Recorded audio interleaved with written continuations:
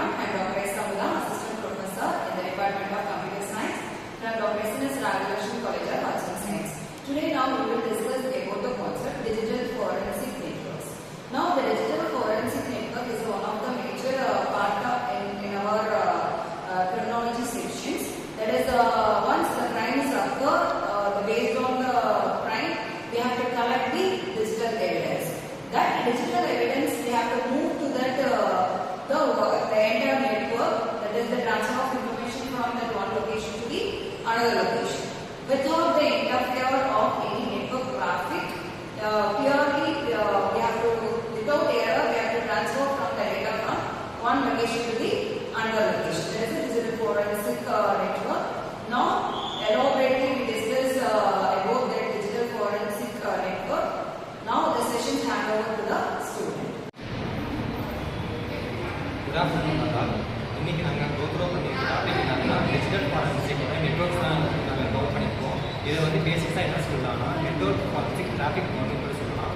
இது வந்து பேசிக்காக எதுக்கு வந்து யூஸ் ஆகுதுன்னா நெட்வொர்க் டிஜிட்டல் நெட்வொர்க்ஸில் உள்ளதை ரெக்கார்ட் பண்ணி அனலைஸ் பண்ணி அதை வந்து கேப்சர் பண்ணி அதை வந்து ஒரு சைபர் செக்யூரிட்டி பிரான்ச்சுக்கு அதை வந்து ஒரு அப்ளைடு ஃபார்மாக வந்து கொடுக்கறதுக்கு வந்து இது வந்து மெயினாக வந்து மெயின் பர்பஸாக வந்து யூஸ் ஆகுது.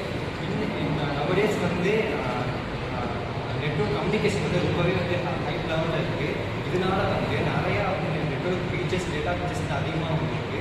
இதை தவிர்த்து வந்து நம்ம வந்து நெட்வொர்க் டிராஃபிக் மூலிமா அதை வந்து மானிட்டரிங் பண்ணி அதுலேருந்து இந்த டேட்டாஸ் வந்து கலெக்ட் பண்ணி அதுலேருந்து வந்து இருக்கிற டெக்ஸ்ட்லாம் வந்து ரிமூவ் பண்ணுறதுனால இது வந்து இந்த ஒரு டிஜிட்டல் ஃபாரன்சிக் நெட்வொர்க்ஸ் வந்து ரொம்பவே வந்து மெயினாக யூஸ் ஆகுது. அண்ட் இதில் இருக்கிற 3 பெர்ஸ்பெக்டிவ் வந்து என்னதுன்னா ஃபஸ்ட்டு ஒன்று வந்து கலெக்டிவ் மாடல். இது வந்து எல்லா டேட்டாவையுமே வந்து ஃப்ரம் ஸ்க்ராட்ச் டு எட்ஜ் வந்து ரொம்ப கலெக்டிவாக வந்து பண்ணி அதை வந்து சைபர் செக்யூரிட்டி ஆஃபீஸர்ஸ்க்கு வந்து ரொம்பவே வந்து ரீச் லெவலில் வந்து அதை வந்து எக்ஸ்பேண்ட் பண்ணோம். அண்ட் தேர்டு வந்து கலெக்டிவ் இன்ஃபர்மேஷன்ஸ் கலெக்ட் பண்ண டேட்டாஸ்லாம் வந்து இன்ஃபர்மேஷன் மூலியமா எல்லா சைபர் செக்யூரிட்டி ஆஃபீஸர்ஸுமே வந்து A to Z வந்து ஸ்க்ராட்ச் பண்ணோம். நான் ஆர்டிகிள் ஆஃப் நெட்வொர்க் ஃபாரன்சிக் சொல்கிறேன். அதில் வந்து 5 பாயிண்ட்ஸ் இருக்குது. ஃபஸ்ட் பாயிண்ட் வந்து அன்ஆத்தரைஸ்ட் ஆக்சஸ்லாம் வந்து டிடெக்ட் பண்ணுறோம். செகண்ட் பாயிண்ட் வந்து இப்போ மால் ப்ராக்டிஸ்லாம் இருந்தால் நெட்வொர்க் வந்து ரொம்ப ட்ராஃபிக்காக இருந்தால் அது வந்து டிடெக்ட் பண்ணும். தேர்ட் பாயிண்ட் வந்து சைபர் அட்டாக்ஸ் வந்து சோர்சஸ் வந்து ஐடென்டிஃபை பண்ணி தருவாங்க. ஃபோர்த் பாயிண்ட் டிஜிட்டல் எவிடன்ஸ்லாம் வந்து கலெக்ட் பண்ணி ப்ரிசர்வ் பண்ணுவாங்க. ஃபிஃப்த் பாயிண்ட் வந்து ஃபியூச்சரில் எந்த ப்ராப்ளம்ஸ் வராமல் key components of networks பற்றி சொல்ல போகிறேன். டிஜிட்டல் ஃபாரன்சிக் வந்துட்டு பேசிக்காகவே நம்மளோட டேட்டாஸை கலெக்ட் பண்ணி ப்ரிசர்வ் பண்ணி அதில் ப்ராசஸ் பண்ணுறது தான் வந்து பேசிக்கான டிஜிட்டல் ஃபாரன்சிக்ஸ் ஒர்க் மோஸ்ட்லி இருக்கும். இதில் நம்ம நெட்வொர்க்ஸ் டிஜிட்டல் ஃபாரன்சிக் நெட்வொர்க்ஸில் எப்படி நம்ம டேட்டாஸ் எல்லாம் ஹேண்டில் ஆகுதுன்னு சொல்லி பார்க்கலாம். ஃபர்ஸ்ட் ஒன் வந்துட்டு data collection. As usual datas வந்துட்டு ப்ராப்பரான ஆர்டர்ஸில் வந்துட்டு டேட்டா கலெக்ட் ஆகும். அந்த டேட்டா வந்துட்டு சேஞ்ச் ஆகாமல் பார்த்துக்கிற மாதிரியான ஒரு ஃபார்மேட் வந்துட்டு அதை சேவ் பண்ணுவோம். எந்த ஒரு டேட்டாவும் கலெக்ட் பண்ணும்போது ப்ராப்பராக கலெக்ட் ஆகிருக்கா அப்படின்னு சொல்லி செக் பண்ணி வந்துட்டு கலெக்ட் பண்ண வேண்டியது இருக்குது. செகண்ட் ஒன் வந்துட்டு டேட்டா அனாலிசிஸ். டேட்டா அனாலிசிஸ் வந்துட்டு எப்படி நடக்கும்னா நம்ம ஆல்ரெடி கலெக்ட் பண்ண டேட்டாஸை வந்துட்டு லாக் ஃபைல்ஸில் வந்துட்டு ஸ்டோர் பண்ணி ரெக்கார்ட் பண்ணி வச்சுட்டு இருக்கோம். Every files which comes in and goes out recorded இந்த லாக் ஃபைல்ஸில் ரெக்கார்ட் ஆனதுக்கப்புறம் தான் வந்துட்டு எந்த ப்ராசஸுமே நடக்கும்.